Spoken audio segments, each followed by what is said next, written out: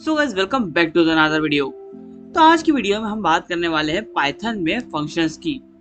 तो सबसे पहले बात करते हैं कि फंक्शंस क्या होते हैं। तो जब भी हमें किसी काम को बार बार कराना होता है तो वहां पर हम फंक्शन को डिफाइन कर देते हैं। फॉर एन एग्जाम्पल, अगर हमें किन्हीं दो नंबर्स का एवरेज निकालना हो वो भी बार बार, तो उसके लिए हम क्या करेंगे, वहां पर एक फंक्शन को डिफाइन कर देंगे। फिर उसके बाद भी जब भी हमें एवरेज निकालना होगा तो हम उस फंक्शन को यूज कर लेंगे और एक ही लाइन में या फिर कुछ वर्ड्स के हेल्प से हम उन दो नंबर्स का एवरेज निकाल लेंगे। इसी टाइप के कुछ ऑपरेशंस जो भी हमें बार बार कराने होते हैं उनका यूज करने के लिए हम फंक्शंस का यूज करते हैं। फंक्शंस को हम मैथमेटिक्स में पढ़ चुके हैं। मैथमेटिक्स में हम फंक्शंस को कुछ इस टाइप से डिफाइन करते हैं और फंक्शंस को हम यहाँ पर भी कुछ इसी टाइप से डिफाइन करेंगे। यहाँ पर मैंने लिखा है f of x और उसके बाद में मैंने एक इक्वेशन लिखी है और जैसा कि आप यहाँ पर देख सकते हैं कि जब भी x की वैल्यू चेंज होगी उसी टाइप से हमारा जो आंसर है वो चेंज होगा। सेम इसी टाइप से हमारा फंक्शन भी काम करता है और उसमें जो भी वैल्यू आप पुट करोगे उसके हिसाब से आपका जो आंसर है वो चेंज होगा। अब जानते हैं कि हम किस टाइप से अपने कोड में यानी कि अपने पाइथन में फंक्शन को डिफाइन करते हैं। तो यहाँ पर हम फंक्शन को डिफाइन करने के लिए डेफ कीवर्ड का यूज करते हैं। हर लैंग्वेज के लिए अलग अलग कीवर्ड का यूज करते हैं, लेकिन पाइथन में हम डेफ कीवर्ड का यूज करते हैं। उसके बाद में हम अपने फंक्शन का नाम इंटर करना होता है। उसके बाद में हमें यहाँ पर अपने फंक्शन का नाम इंटर करना होता है। अब ये नाम कुछ भी हो सकता है, तो मैं यहाँ पर इंटर कर रहा हूँ लेटर से f। ओके, क्योंकि हमने वहाँ पर फंक्शन f से डिफाइन किया था, जैसा कि आप यहाँ पर देख सकते हैं।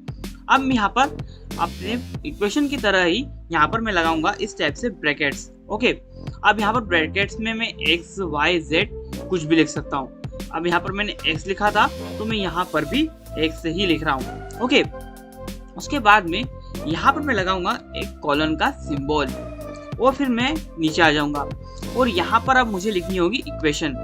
लेकिन एक बात ध्यान रखना, इक्वेशन लिखने से पहले मुझे यहाँ पर कुछ व्हाइट स्पेसेस इंटर कराना होगी, नहीं तो मेरा जो कोड है मुझे एरर थ्रो कर देगा, क्योंकि हमारे फंक्शन का कोई स्कोप नहीं होगा और ये बात मैं आपको पहले ही बता चुका हूँ। अब यहाँ पर मैं इंटर करूंगा अपनी इक्वेशन को, जो कि है 3x + 1। सबसे पहले मैं एक वेरिएबल बनाऊंगा और उसमें अपनी जो वैल्यू है उसे स्टोर करा दूंगा। तो मैं यहाँ पर लिखता हूँ 3x + 1। ओके, और फिर मैं करूंगा प्रिंट, इसको करूंगा a को करूंगा। ओके, आई होप कि आप मेरी बात को समझ गए होंगे।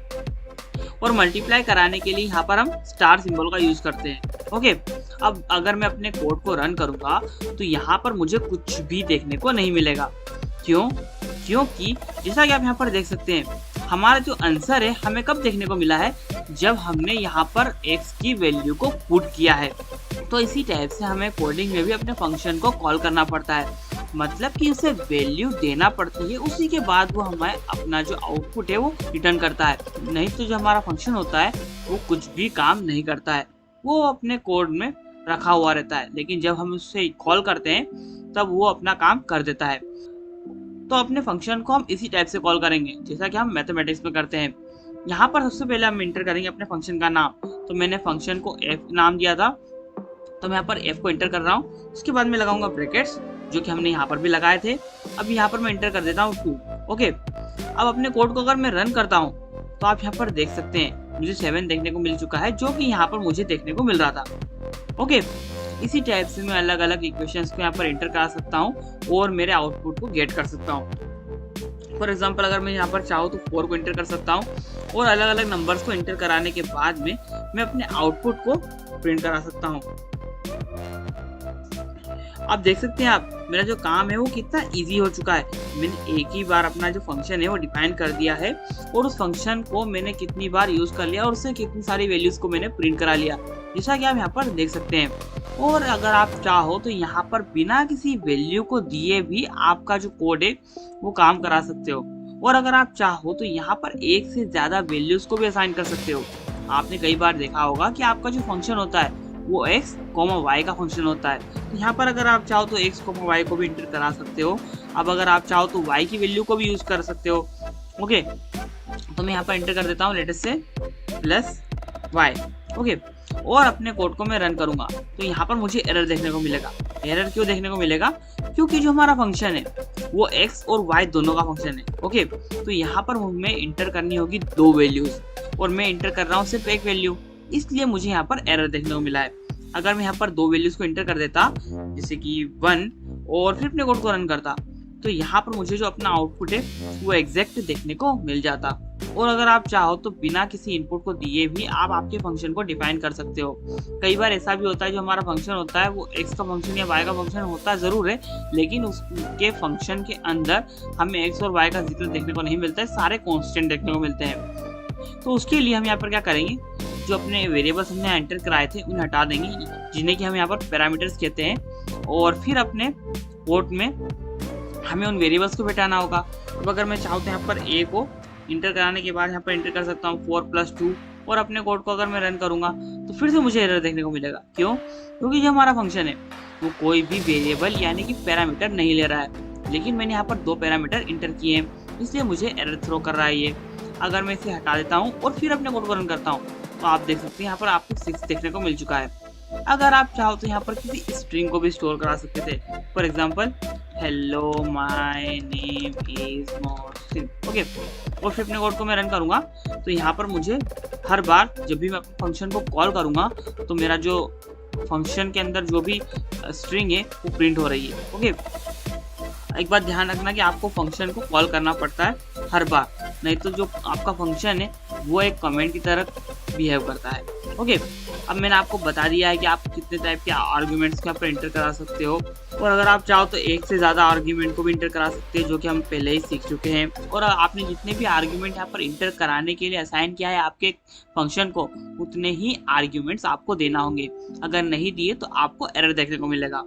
और अगर आप चाहो तो आपके फंक्शन में बिना डिफाइन करे कि आपको कितने पैरामीटर देना है, आप नंबर ऑफ पैरामीटर को बिना डिफाइन किए भी आपके फंक्शन को डिफाइन कर सकते हो। उसके लिए हम यहाँ पर स्टार सिंबल का यूज करते हैं। तो यहाँ पर मैं क्या करूँगा, यहाँ पर लगा दूंगा स्टार और मैं लिख दूंगा a। अब मैं यहाँ पर कितने भी पैरामीटर्स को इंटर करा सकता हूँ, तो मैं यहाँ पर इंटर कर देता हूँ लेटेस्ट से प्रिंट a। अब मैं क्या करूँगा, अपने फंक्शन को कॉल करूँगा। ओके, तो मैं यहाँ पर लिखूंगा अपने फंक्शन का नाम, उसके बाद में लगाऊंगा इस टाइप के ब्रैकेट्स।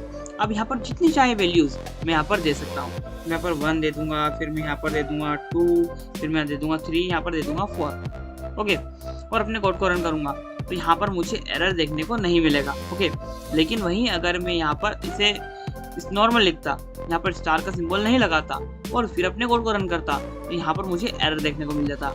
आई होप कि आप मेरी बात को समझ गए होंगे किस टाइप से अपने कोड में एक से ज़्यादा पैरामीटर को ले सकते हो, वो भी एक ही पैरामीटर को असाइन करने के बाद में। और उसी के साथ साथ अगर आप चाहो तो यहाँ पर इस टाइप से लिस्ट मेथड का यूज़ करके भी सिलेक्ट कर सकते हो। उसके लिए यहाँ पर आपको इस टाइप से स्क्वायर ब्रैकेट्स का यूज़ करना होता है और यहाँ पर आपको इंडेक्स इंटर करना होता है। फिर अपने कोड को मैं रन करूँगा तो यहाँ पर मुझे 3 देखने को मिलेगा, जो कि अगर आपने लिस्ट वाली वीडियो मेरी देखी है तो आपको ऑलरेडी पता होगा। और अगर आप चाहो तो आपका जो फंक्शन है उसमें आपके जो कीवर्ड्स हैं उनकी वैल्यू को आप डिफाइन भी कर सकते हो।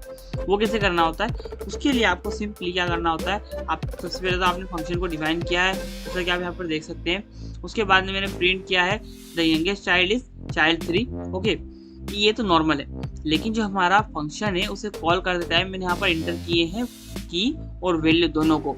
ओके, सबसे पहले मैंने यहाँ पर इंटर किया अपने कीवर्ड को और उसके बाद में इक्वल टू का सिंबल लगाने के बाद अपनी वैल्यू को असाइन कर दिया है। इसी टाइप से मैं अपने किसी भी वैल्यू को किसी भी एक स्पेशल कीवर्ड को असाइन कर सकता हूँ कीवर्ड आर्ग्यूमेंट्स का यूज करके, जैसा कि आप यहाँ पर देख सकते हैं। और अगर मैं यहाँ पर नॉर्मली अपने नेम्स को एंटर कराता तो क्या होता कि जो हमारा चाइल्ड 3 है वो एमएल को असाइन हो जाता और जो हमारा टोबियस है वो चाइल्ड 2 को असाइन हो जाता।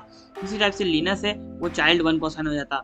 लेकिन यहाँ पर मैंने क्या किया है, अपने वेरिएबल्स के नाम पहले लिख दिए हैं, तो उससे क्या हुआ है कि जो वेरिएबल्स है स्पेसिफिक वेरिएबल्स हैं उनको ही उनकी वैल्यूज असाइन हुई है। और अगर आप चाहे तो यहाँ पर आर्बिट्रेरी कीवर्ड आर्ग्यूमेंट्स का भी यूज कर सकते हैं डबल स्टार के सिंबल को लगाने के बाद में। इसका भी सिंबल मैंने यहाँ पर साइड में दे रखा है, इसमें यहाँ पर कॉपी करूंगा और यहाँ पर पेस्ट कर दूंगा और अपने कोड को एक बार रन करके आपको बता दूंगा। तो जो हमारा आंसर है प्रिंट हो चुका है, जैसा कि आप यहाँ पर देख सकते हैं। और अगर आप चाहो तो डिफॉल्ट पैरामीटर वैल्यू भी दे सकते हो। फॉर एग्जांपल मैंने यहाँ पर एक फंक्शन को डिफाइन किया है और उसमें मैंने कंट्री को एंटर किया है। अब मैं चाहता हूँ कि मेरी जो बाय डिफॉल्ट कंट्री है वो नॉर्वे रहे। मतलब कि अगर मेरे फंक्शन में किसी भी कंट्री को असाइन नहीं किया हो, मतलब कि पैरामीटर को असाइन नहीं किया हो, जो अब मेरा पैरामीटर कंट्री है वो नॉर्वे हो जाए। लेकिन अगर यहाँ पर अपनी कंट्री का नाम हम इंटर कर दे तो क्या होगा कि जो हमारी कंट्री है वो इज इक्वल टू जो नाम हम इंटर करेंगे वो हो जाएगा। ओके, लेट्स सी क्या होता है अपने कोड को रन करने के बाद। तो जैसा कि आप यहाँ पर देख सकते हैं, शुरुआत की 2 लाइन में मैंने क्या किया है, अपने फंक्शन को कॉल किया है और जो कंट्री की वैल्यू थी वो हमने यहाँ पर इंडिया और स्वीडन दी थी, जो कि यहाँ पर प्रिंट हो चुकी है, जैसा कि आप यहाँ पर साइड में देख सकते हैं। लेकिन जब मैंने 3rd बार अपने फंक्शन को कॉल किया तो यहाँ पर मैंने किसी भी वैल्यू को असाइन नहीं किया। तो यहाँ पर क्या हुआ कि जो हमारी डिफॉल्ट वैल्यू नॉर्वे थी वो एक्सेस हो गई। और फिर से मैंने यहाँ पर ब्राजील को एंटर किया है, तो जो हमारा ब्राजील है वो प्रिंट हो रहा है। और अगर आप चाहो तो एक लिस्ट को भी इंटर करा सकते हो फंक्शन में, और उसकी हेल्प से इन्हें भी बहुत अच्छी तरीके से आप एक्सेस कर सकते हो। अब बात करते हैं अपने फंक्शन में एक बहुत ही इम्पोर्टेंट चीज की। और आपने कभी न कभी तो आपके फंक्शन में एक रिटर्न कीवर्ड देखा ही होगा, तो आपके दिमाग में एक बात आ रही होगी कि जो ये रिटर्न कीवर्ड होता है वो काम क्या करता है। तो अगर हम रिटर्न कीवर्ड को ना लगाएं, जैसा कि हम इससे पहले के ऑपरेशंस में नहीं लगा रहे थे, और फिर अपने डायरेक्ट अपने आउटपुट को प्रिंट कर दे रहे थे, प्रिंट 5*x। ओके, और फिर अपने कोड को अगर हम रन करेंगे तो आप यहाँ पर देख सकते हैं, आपको यहाँ पर क्या देखने को मिला है। यहाँ पर आपको ये देखने को मिला है 15, 25 और 45। अब यहाँ पर आपको नन भी देखने को मिल रहा है। तो नन कहाँ से आ रहा है? नन आ रहा है क्योंकि आपने यहाँ पर अभी तक कोई भी रिटर्न की वैल्यू असाइन नहीं की है। आप किसी भी फंक्शन को डिफाइन कर रहे हो तो आपको वहाँ पर रिटर्न की वैल्यू डिफाइन करना इसेंशियल ही होता है। अगर ऐसा नहीं करोगे तो आप फ्यूचर में आपके फंक्शंस के जो आउटपुट आएंगे उन्हें आप यूज नहीं कर पाओगे। ओके, तो फिर से मैंने इसे अपने कोड में इंक्लूड कर लिया है। और फिर अगर मैंने कोड को रन करूंगा तो आप यहाँ पर देख सकते हैं, मुझे नन देखने को नहीं मिला है, मुझे आउटपुट देखने को मिला है। अब रिटर्न कीवर्ड का एक फायदा और है कि आपका जो फंक्शन होता है, जब आप उसे कॉल करते हो तो तब के तभी आपको जो उसकी रिटर्न वैल्यू है वो देखने को नहीं मिलती है, वो आपको बाद में देखने को मिलती है जब आप उस वेरिएबल को प्रिंट कराते हो। फॉर एन एग्जाम्पल, अगर मैं यहाँ पर इसे कमेंट आउट कर दूं और मैं अपने फंक्शन को डिफाइन करता हूँ और मैं अपने फंक्शन को किसी वेरिएबल में स्टोर करा देता हूँ माय फंक्शन, और मैं यहाँ पर एंटर करता हूँ 3 और अपने कोड को रन करता हूँ। ओके, तो यहाँ पर मुझे कुछ भी देखने को नहीं मिलेगा। ओके, फिर मैं जब भी चाहूँ अपनी जो माय फंक्शन 3 की वैल्यू है उसे यूज कर सकता हूँ माय कीवर्ड का यूज करके, जैसा कि आप यहाँ पर साइड में देख सकते हैं।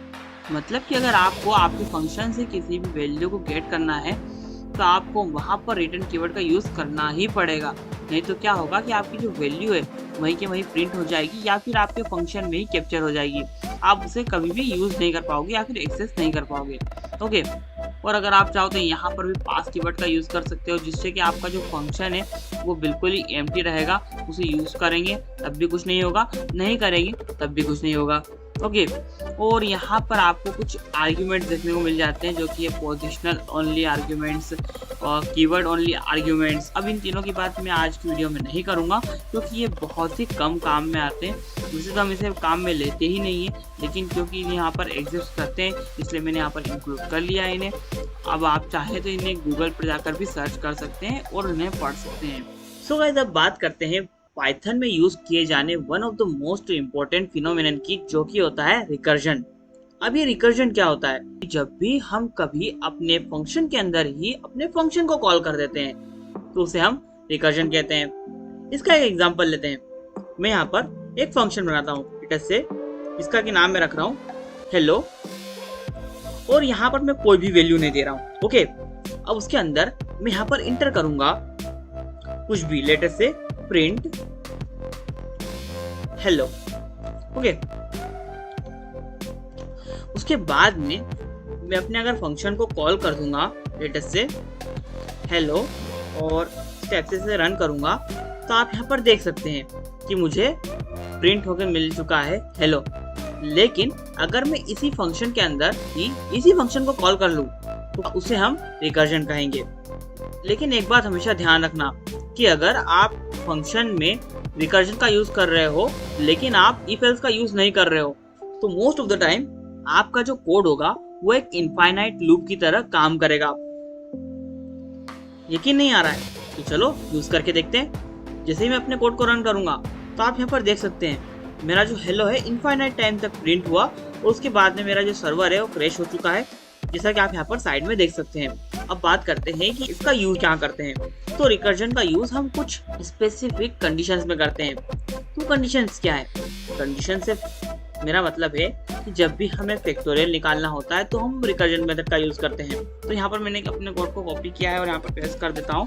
आप यहाँ पर देख सकते हैं यहाँ पर क्या हो रहा है कि जो हमारा रिकर्जन है वो यहाँ पर एग्जिस्ट कर रहा है। और वो मुझे कैसे पता चला? वो ऐसे पता चला कि जो हमारा फंक्शन था उसमें ही मैंने अपने फंक्शन को फिर से कॉल कर लिया है।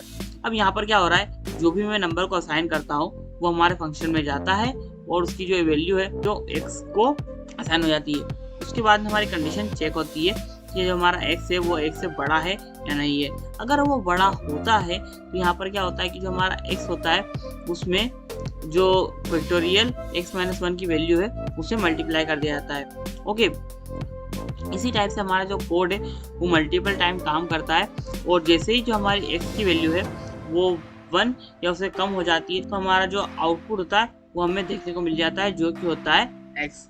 अब अपने कोड को अगर मैं रन करूंगा तो आप यहाँ पर देख सकते हैं 4 का फैक्टोरियल मुझे यहाँ पर 24 देखने को मिल गया है। और अगर यहाँ पर मैं 5 को एंटर कर देता तो यहाँ पर मुझे 120 देखने को मिल जाता, जो कि सभी को पता ही है। सो गाइस, आज की वीडियो में बस इतना ही था। आज की वीडियो में हमने जाना है फंक्शंस के बारे में और फंक्शन के कुछ मेथड्स के बारे में जाना, और फंक्शन में हमने पैरामीटर्स और आर्ग्यूमेंट्स के बारे में जाना और कुछ मेथड्स के बारे में जाना। और उसी के साथ साथ आज की वीडियो में हमने रिकर्जन को भी कवर किया है। रिकर्जन एक बहुत ही इंपॉर्टेंट फिनोमिनन है जिसे कि आपको याद करना चाहिए और इसका यूज करते रहना चाहिए। सो गाइस, आज की वीडियो में बस इतना ही था। मिलते हैं किसी और वीडियो में किसी और टॉपिक के साथ, तब तक के लिए बाय बाय।